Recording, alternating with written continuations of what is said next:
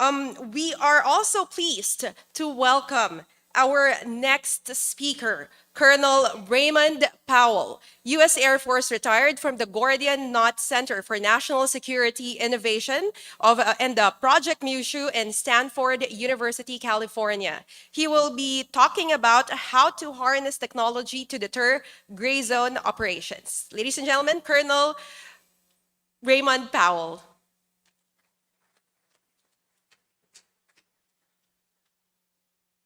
Good morning. It's a pleasure to be with you and to represent, if we could have the slides, please, represent the Gordian Knot Center for National Security and Innovation at Stanford University. Project Mushu was incepted as a part of the Gordian Knot Center's mandate to use entrepreneurial methods to solve tough national security challenges, which it has done for many years through the Hacking for Defense program, where Stanford students take novel approaches, relentlessly look at their problem statement, make sure they're trying to solve the right problem, have a lot of interviews, and eventually come up with novel solutions. We simply took this in a different direction. We're not students, but we were interested in solving a policy problem, and we're grateful to the Gordian Knot Center for taking us on board and letting us take a hard look at the West Philippine Sea. And where we ended up was in the information space, as many of you are aware. Next slide, please. So our bottom line set of assumptions is, first of all, why does China operate in the gray zone? It operates in the gray zone because it is gray. I know that sounds very profound, but essentially things that happen in the gray zone remain opaque and deniable, and China can simply say, it didn't happen that way, right? We saw that with the laser incident. Even when it came to light, they tried to say, well, it was a classroom laser, it was a speed checker that police use. Even when it's brought to light, they try to deny it and use other explanations. But bringing things into the light is how you disrupt gray zone operations. And so exposure is the key to doing two things. One is, as has been indicated, I think already by previous speakers, building resilience into your society, right? Ultimately, your government needs the support of the people in order to take make hard decisions like pushing back against China or building maritime capacity. Those are difficult policy decisions, and there are lots of pressures for governments to do other things or to back off. And so by bringing those things into the light, it builds the support of the public so that governments can make the hard decisions. And also, over the long term, this should deter those activities. When China knows that the activities that it makes, or the activities that it does in the West Philippine Sea will end up on the news in the Philippines that night, that is going to make them think twice, recalculate, is this actually really worth it? This is a long-term play, right? It's the Beijing is not going to withdraw its maritime militia from Sabina Shoal because there was a news report on the CNN Philippines at 5 o'clock last night. What it is it's a way for Beijing to recalculate and say, do we want to really spend all of our time fighting everybody, everywhere, all the time over everything? And at some point, is it not worth it to maybe just let those fishing ships at Sabina Shoal go fish somewhere else, rather than continuously push to the edges of their 9-dash line claim? So by and large, the reason that we took the approach we have taken, which is to emphasize the use of commercially available information, is because governments by and large are slow to release information. Now, my friend Jay here has been trying very hard to prove that wrong, because the Philippine Coast Guard has been very prolific in releasing information recently, and I really applaud that. I think that's a tremendous step. I'm sure, though, that the Coast Guard and the government in the Philippines will come under pressure to stop doing that, right? There will be all kinds of political pressures. They'll hear from, say Chinese embassy, they'll hear from business people, they'll hear from lots of different places. Stop making so much trouble, stop releasing things. So it's important that outside organizations, that civil society continue to put the information out there so that that gives the government in Manila more cover to be able to say, look, it's already out there. It's not us putting it out there all the time. This information, our people are worked up about this. They're demanding change. And so it's important for us to be out there in that space. Go ahead and please go to the next slide. So what we've been building is a concept we call sea light for obvious reasons. And the idea is to light up that maritime gray zone, to just as Jay mentioned, to take that gray area and make it black and white, make it very clear what's happening so that people can respond to what's actually happening rather than sort of distant rumors and narratives coming out of other capitals about what's happening. And so we're trying to take this technology that is rapidly evolving on the commercial side and combine it with the ability to analyze and narrate and tell stories, and do that while in contact with research centers here in the Philippines, in the United States, and elsewhere. Do it in concert with the media, other civil society organizations like StratBase, and of course, in concert with government agencies. If honestly, if everyone in the Philippine government was coming to me saying, you're ruining everything, you're messing up all of our plans, we would be discouraged from doing what we're doing. But that's not what we're hearing. What we're hearing is actually a lot of encouraging messages saying this is really helping. Next slide, please. So the last time I presented at a StratBase event was kind of the start of, I guess, our public profile here in the Philippines. At the time, we had talked about an incident out at Scarborough Shoal, Panatag Shoal, in which a Philippine Navy ship, the BRP Andres Bonifacio, went out on what I would term, and again, my Philippine Navy friends can correct me, a show the flag operation, right? Reminding China that the Philippines has not given up on its rightful claim to the resources at Scarborough Shoal. And so the Andres Bonifacio went out. It was confronted by the Chinese Coast Guard ship that's always there. They went in parallel for a little while, and then the Bonifacio went back.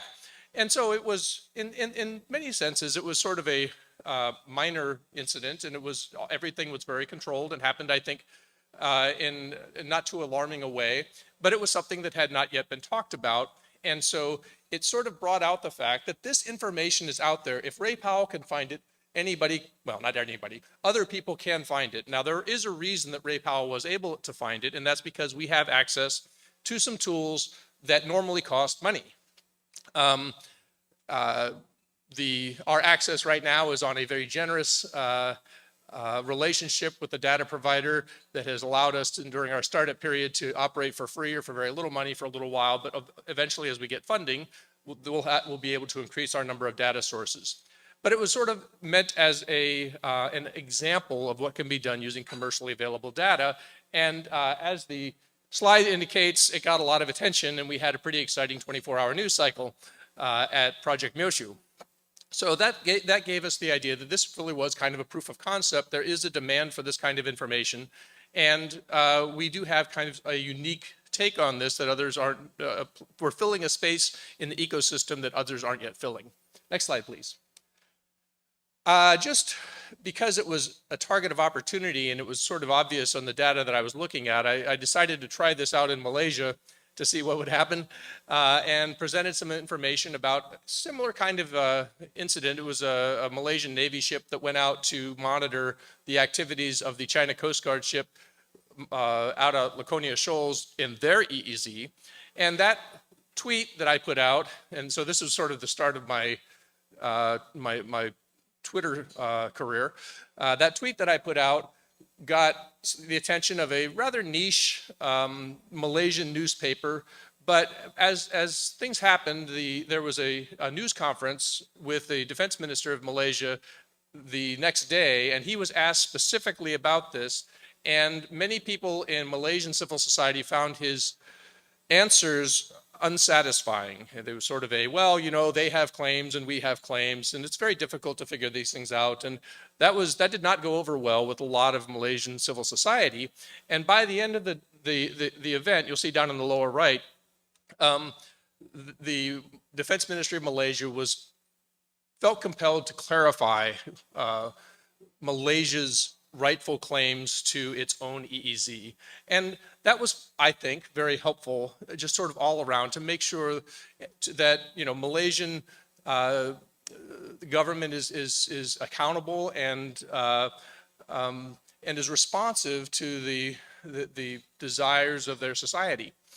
And also, of course, to clarify that international law remains international law, even if there is a gray zone actor operating in your EEZ. Next slide, please. So you may have heard something about a laser. Apparently it was a pretty big deal. Some of you are aware that a week before the release of the information about the laser, there was a tweet coming from a guy named Powell that indicated that I believe that there was harassment of the BRP Malapascua at this time. I will confess to you right now that not all of my information was accurate. There were the exact place and of the harassment and the manner of it was, and I caveated my tweet pretty heavily to say there's only so much I can tell from looking at AIS returns. But it seemed apparent to me that the Chinese ship had gone out to the place that the Philippine ship was and had gone dark intentionally, that the Philippine ship had then made a movement and the Chinese ship only reappeared when the Philippine ship had departed to the north. And based on the evidence that I saw, it appeared to me that there was harassment. At the end of the day, of course, what happened, I think, was very important and was sort of the starting point for a lot of the things that Jay was talking about was this new policy of openness. And I can't tell you exactly what percentage of the deliberations about that policy involved this pain in the neck out in Stanford University putting out information. But I have been told that there was an element of that in the deliberations, that the information is out there and it's important that we respond to it. And so I'm just, again, I can't praise the Philippine Coast Guard and the government of the Philippines enough for this new policy, which I think is absolutely a step in the right direction. Next slide, please. So we are trying to build a program. So far, we are in fundraising mode, but eventually we will have staff. We will have regular subscriptions to these data providers. We will have a travel budget and all of those things that we're working on. So this is just to say that this is what we're working on. Next slide, please.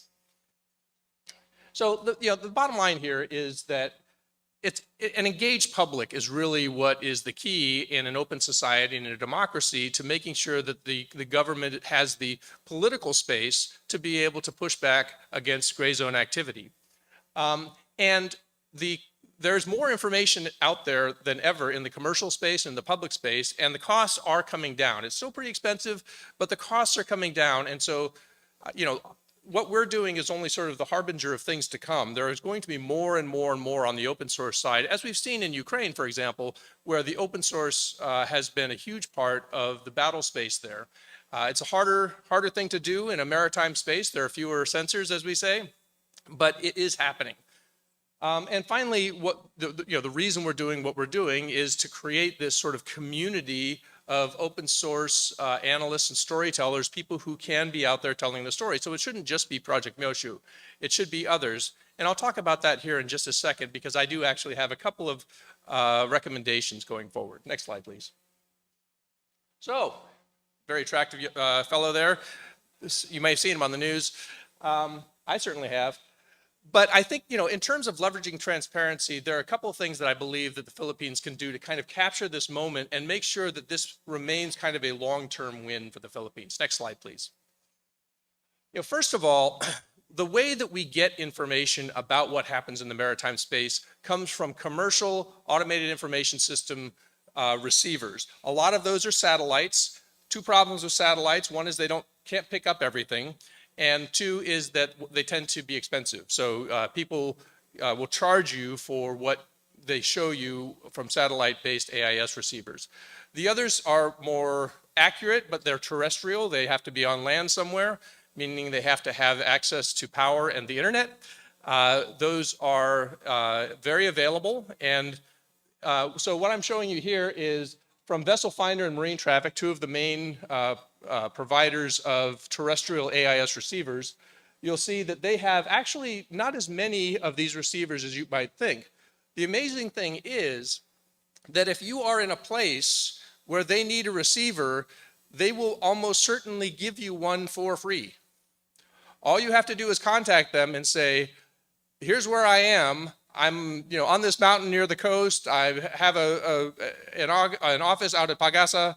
I have this great place that, of course, they want it because they serve shipping companies and they'd like to be able to charge them for the information that they receive. If you order one and all you have is it's kind of a box with an antenna. It's very simple. And you put it at your business or your house or your outpost or wherever. The Coast Guard could do this. Individual citizens could do this. News agencies could do this. And once you do this, they will also usually give you premium subscription to their service. So you will get to see a lot of the same things that we see at Project Myoshu. So again, you can go out. There's like 8 of these companies. These are 2 of the big ones. I would love to be able to see little green dots all over all over the Philippines and in the Philippine outposts. Again, all you have to do is tell them I've got power and internet and I'm willing to plug this thing in and keep it connected. And they will give it to you for free. So you can look at this from a government perspective. You can look at this from a civil society perspective, a media perspective. Anyone can do this. Next slide, please. Embedded reporters. You may recall, if you are old enough, that during the first Iraq war back in the early 90s, the US used a system of pooled reporters. So we took all of you media people and we put you in a cage over here and we said, okay, we have something interesting for you to look at, so you and you can come with us, you can go look at this thing, and then we'll put you back in the cage and you can tell all your friends. Happy? No, of course you weren't. And so the media wasn't happy with that. But the US military actually figured out that it could learn important lessons. And one of the lessons it learned is, maybe we should look at this system of embedding reporters. And so by the early 2000s, we were doing that. And what we found out was reporters were actually very responsible when you gave them direct access to this information. They didn't want to give away secrets. They didn't want to endanger the people they were with or ruin their access.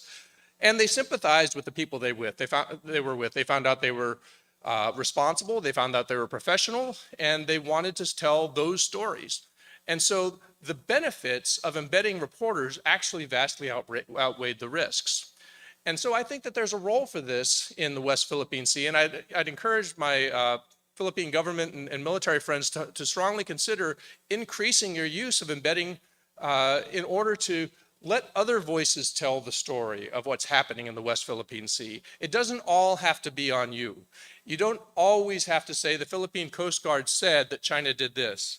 You can have the people that are standing in the back of the room with the cameras and these microphones who tell that story for you. And then when China or the business person or whoever it is objects and says, stop putting out so much information, you can simply say, look, this is our national policy. We're an open society, and we encourage the media to be part of this so that the Philippine people can know what we're doing. If we're out there and another country points a laser at us and there happens to be an ABS-CBN reporter on the ship, that story is going to get told. We're not telling it. That's our transparency policy, something we believe in as an open society. So again, something I'd strongly consider the government to look into. And the last slide, I believe.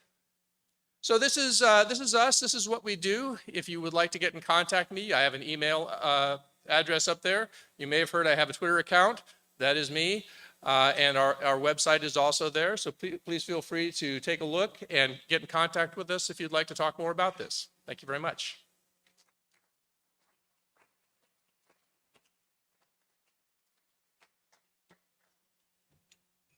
All right. Thank you very much, Colonel Raymond Powell.